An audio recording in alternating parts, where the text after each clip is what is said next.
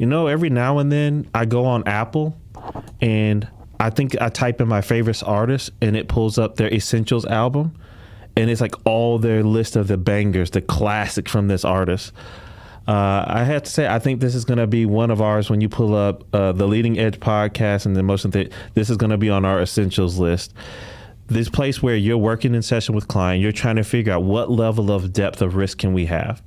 How good would it feel if we were to tell you we could give you some elements, some variables to help you in making that decision tree? Well, that's what we're about to do.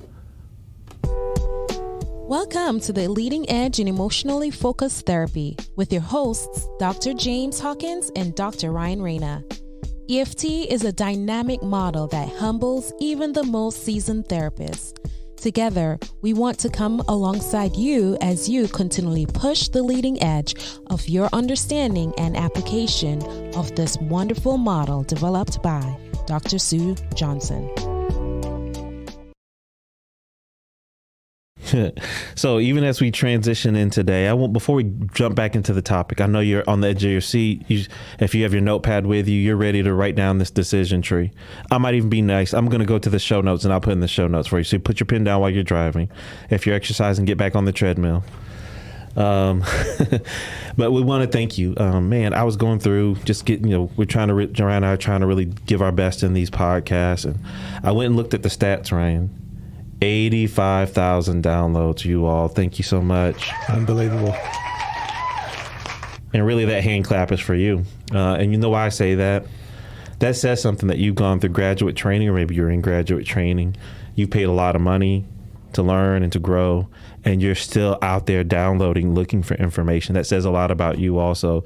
Hand clap you, because you're doing it for your clients. So thank you so much. Really appreciate you. All right, so let's talk about this. So my hope today that you'll be able to leave with being able these in-session variables that are happening in your case already that can help you really in your consideration of choosing what elements of experience to work with that day in that session. How risky do you want to ask people to go? That's right. How risky do you want to be? As Sue would say, no risky, no gitty. How low can you go? It's the limbo. Oh, boy, this is it. I want to title the show, How Low Can You Go? There you That's go. it, man. I like it. By the way, I was never good at limbo. I don't know. I'm a little tall I'm shocked for that. by that, Ryan. I know. It hurts. That's my childhood trauma. We'll get to that next week. All right, Ryan, you got it, man. Yeah, sorry. What was y'all see us stumbling on the show? We're gonna give you a list of 7 variables. Oh, that's right. I'm gonna read the 7 variables. So James is gonna give it to us. Then we'll come back and review it again at the end of the episode. I feel like Buster Rhymes talking about I'm kicking new flavor in you. You know, that was Craig Mack. Sorry. All right, ready? So I'm just gonna read off these 7 elements. Ready? So you can have them. Then we're gonna unpack them. So the first element here is alliance with the therapist, trust. Right. Then there's alliance with the process, the EFT process. How much do they trust it? Then there's going to be the number of sessions that you've had with them. How long have you been in this journey together? How many reps have y'all had on the Tango dance floor? Then there's a number of successful missions. If you don't know much about that, go back to our Finish the Mission episode.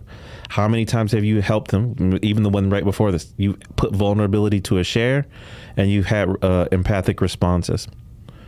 Then there's a tolerance window of the client that day, or the person particularly you're getting the share, right? Because they're both the client. But what's their tolerance window today? How low can you go? All the way to the floor. I'm feeling pretty free today. Anyway, number 6, safety level with their partner that's in the room, or partners, right?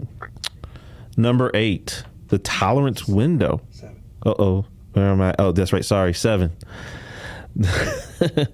Number 7, the tolerance window with their partner. Or what's the tolerance window of the responder? Yeah, the responder. So we're looking at both those variables. All right, and there we go. All right. That's the 7. All right. Why I said 8.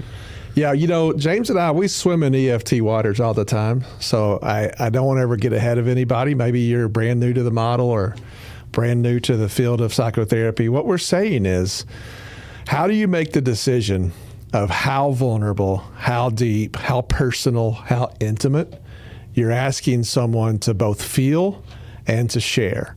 And what I've seen is a lot of really good therapists who like we said last episode, it's pretty exhausting to even get to vulnerability. When you get there, do you have a rhyme and a reason? I guess today's a music theme. Do you have a rhyme and a reason for which element of someone's experience you're asking them to share? Okay, so James gave you our list of 7 variables you might consider.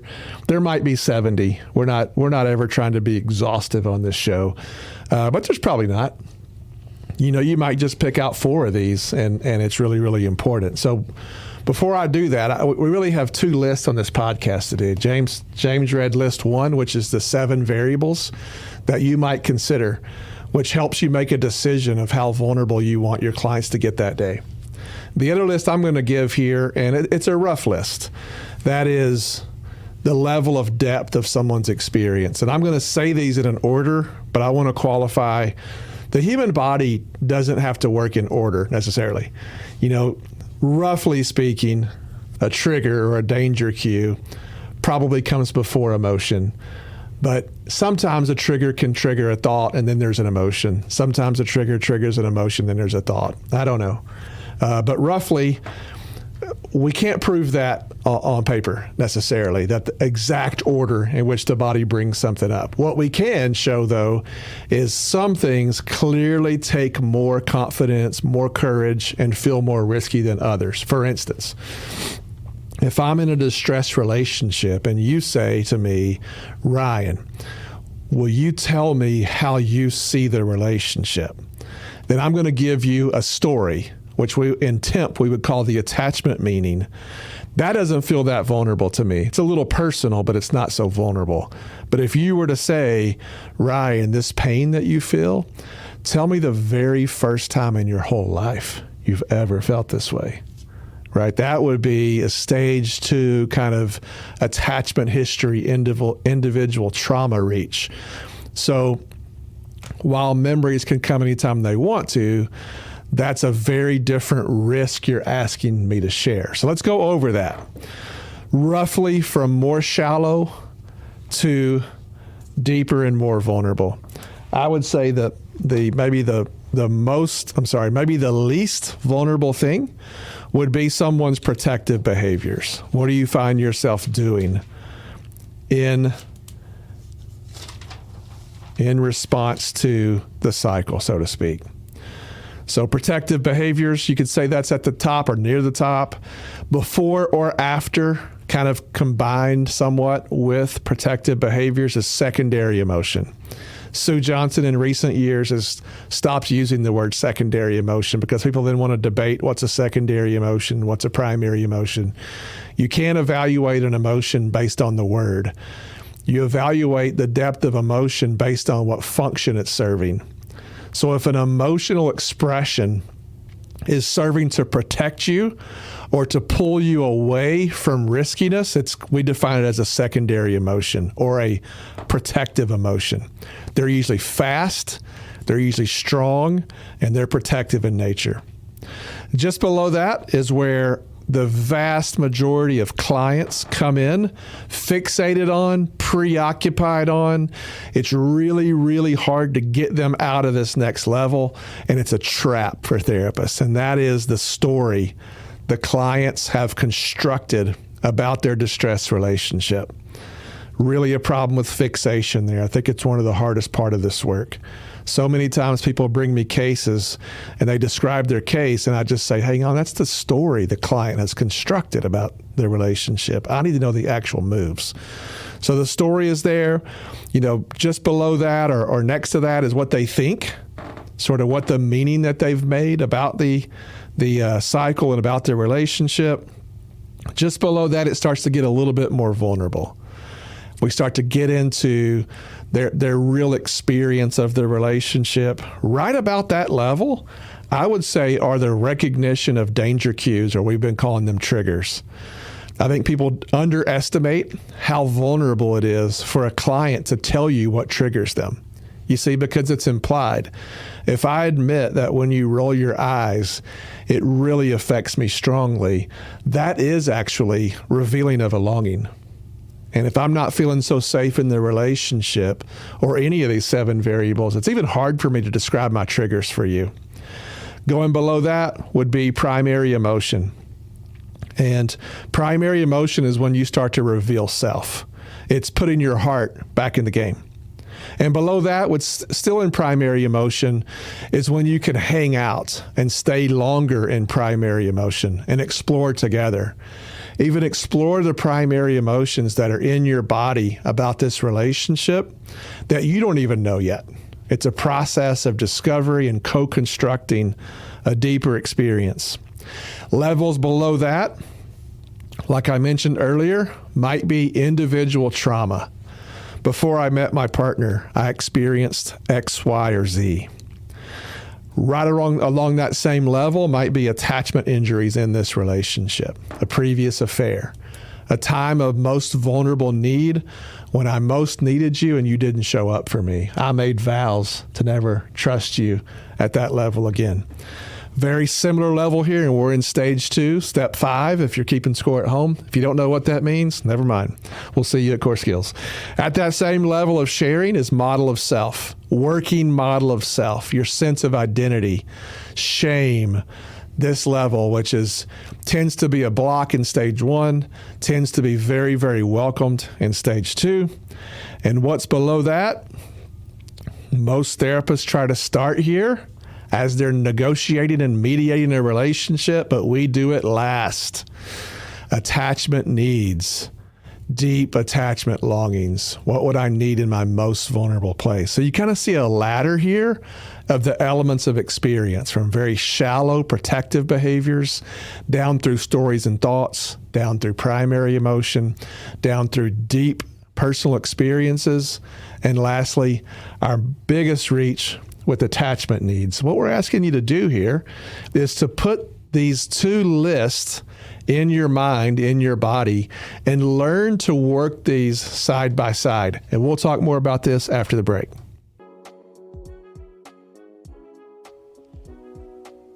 We just want to take a minute and thank you for being a part of the Leading Edge podcast. We are really inspired and grateful when we hear from you in trainings or through social media about how this content is truly helping you push the leading edge of your learning and being able to apply emotionally focused couples therapy with your clients, and some of you also in your own personal lives. And so at this moment, we just want to ask you to consider helping us out.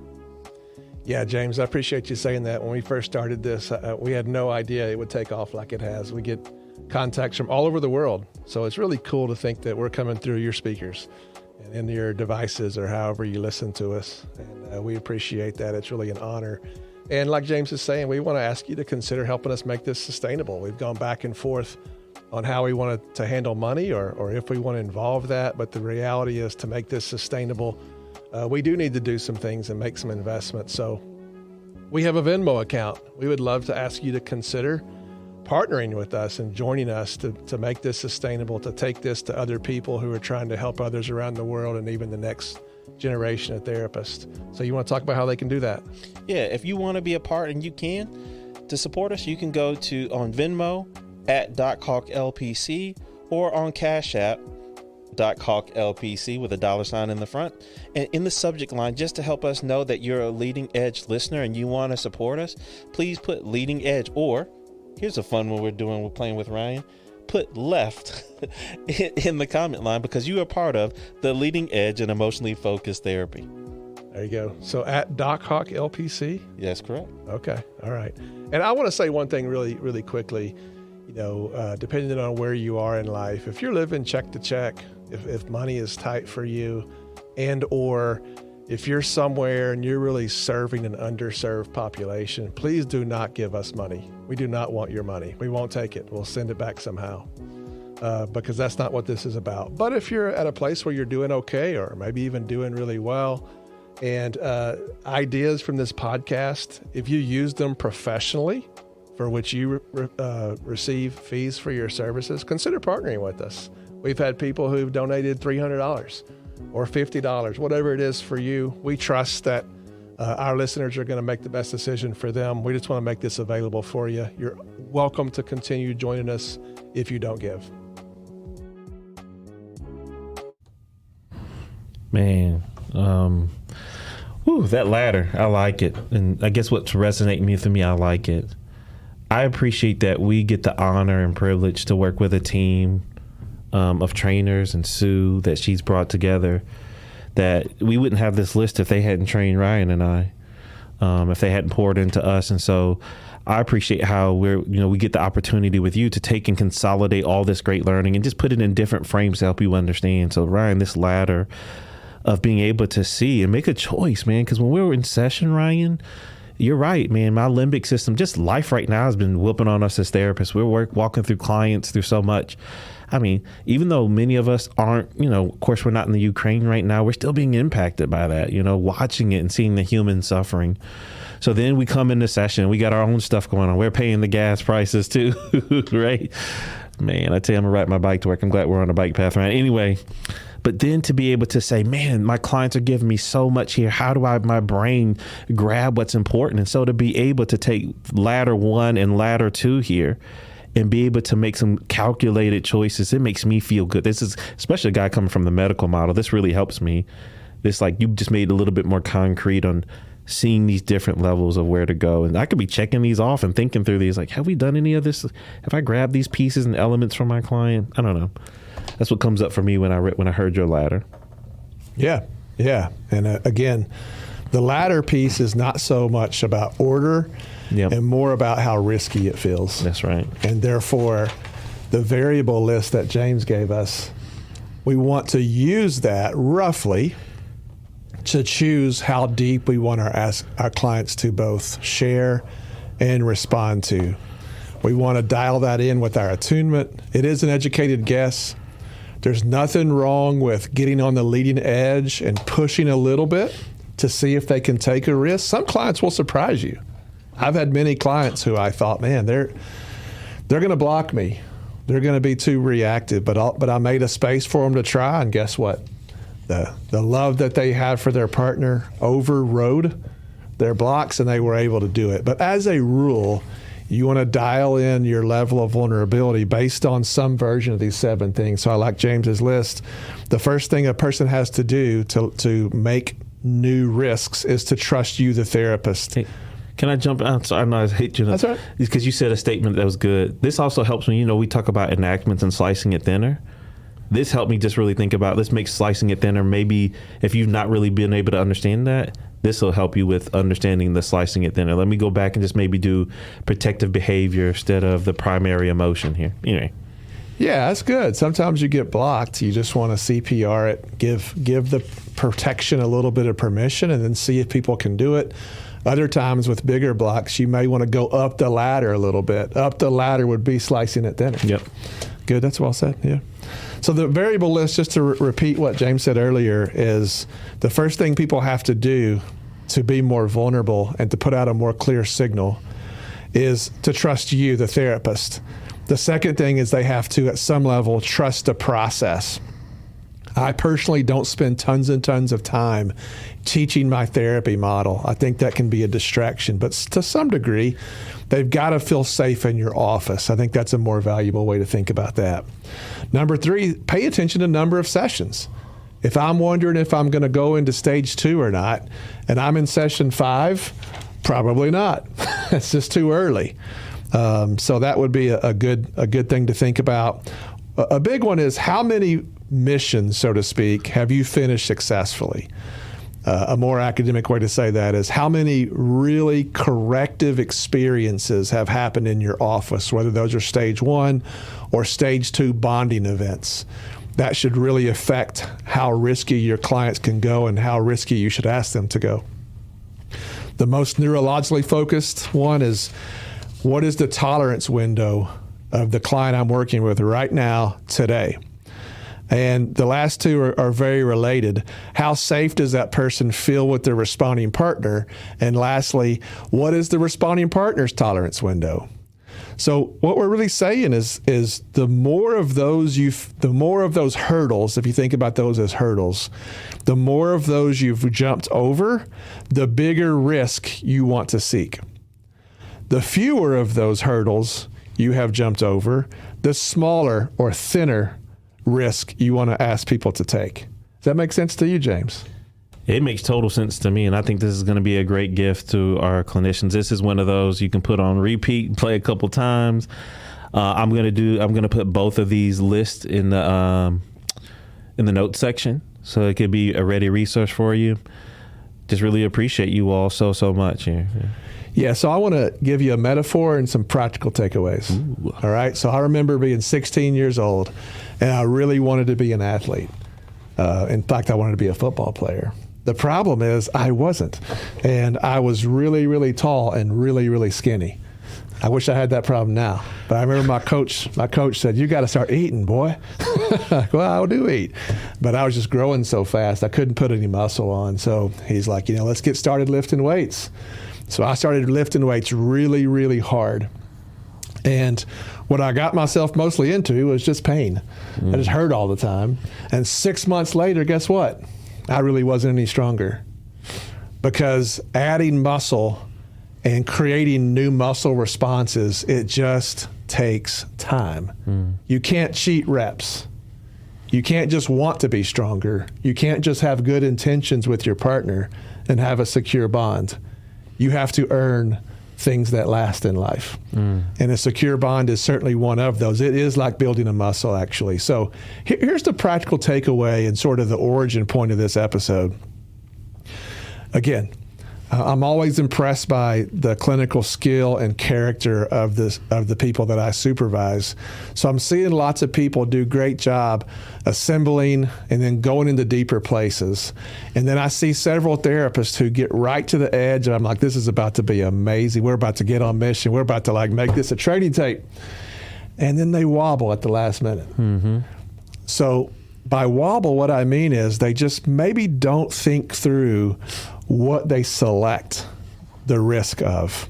So more specifically, what I mean is this. Most relationships need some wins. And what I mean by that is a mission or corrective experiences or enactments that get responded to. That's what I mean by wins. They need wins in primary emotion several times before you go any deeper. So if a couple hasn't each side gone into primary emotion, enacted, gotten a response back, and can take that in, you don't need to go any deeper, most likely, for a while. So I saw a tape in session 5 where this therapist did an amazing job, and the person had tears in their eyes.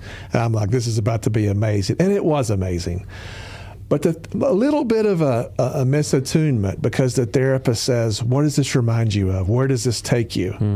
And I hit pause, and I'm like, whoa, what just happened? And the therapist was like, what did I do? They just hadn't thought through this episode, so to speak. Like, I need you to help them put those tears to words. I need you to get a clear signal of what the pain is, and start helping them find each other and strengthen those small muscles to build enough muscle before we can go into trauma memories, before we can fully open an attachment injury, before we can bring shame, and for sure, before we ask people what they need. Again, a lot of therapists start there, and we're going to suggest that your deepest, most vulnerable attachment needs only need to be resurrected once the relationship is ready to hold it. Man, the metaphor that's coming up for me, and I just used this one in a success and vulnerability training I just did with George, and I think it's the mission of this podcast. These are very dark places for our clients. Dark because of pain, and they've been alone in it. They haven't been able to really connect with people there. But there's a lot of furniture in these dark rooms. When I go travel and do training, Ryan, I like to orient myself to what all the furniture in the room, because eventually I'm going to have to get up to go to the bathroom, and I don't want to stub my toe on that desk that is in a different place than when I'm at my house. So it's good. I think today's episode is about saying, hey, let us tell you about all the pieces of furniture that are in these rooms clinically and for our clients experientially. So that way, as you walk around in that room, you know what to be looking for, so you don't stub their toe, so you don't guide them into, gouging themselves on the corner of a table.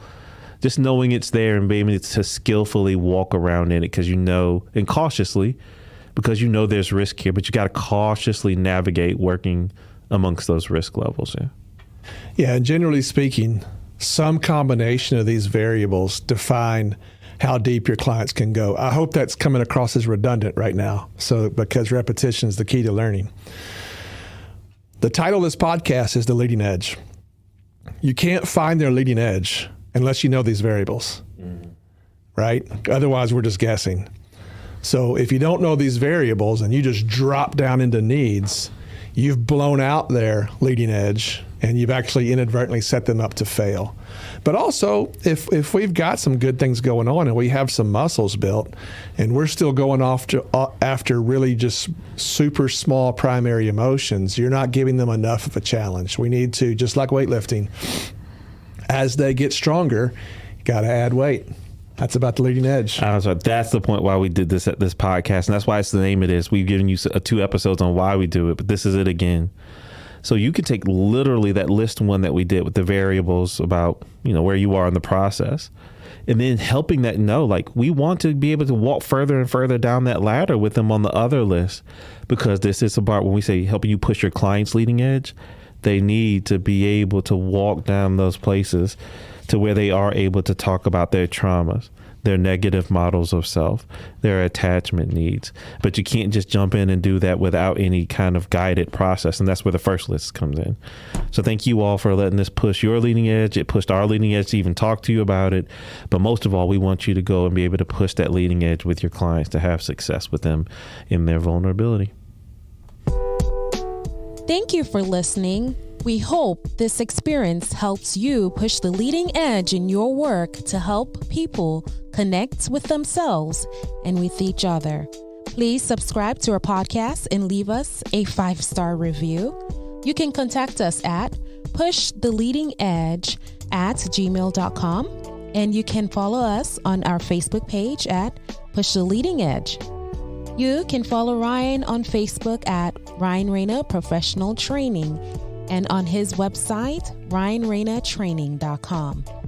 You can follow James on Facebook and Instagram at dochawklpc. You can also check out his website, dochawklpc.com.